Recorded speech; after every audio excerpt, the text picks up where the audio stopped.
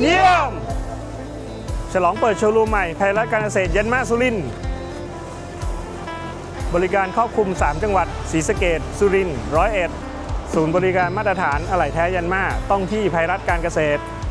จำหน่ายรถแทรกเตอร์ทุกแรงทุกรุ่นรถเกี่ยวนวดข้าวรถขุดและอุปกรณ์ต่อพ่วงไพรัตการเกษตรสาขาสุรินทร์พร้อมเปิดให้บริการอย่างเป็นทางการแล้วนะครับมาหาผมเฮียป๊อกกี้ได้ที่ไพรัตการเกษตรสาขาสุรินทร์ครับสิงห์เหนือเสือใต้ทีมขายไพรัตการเกษตร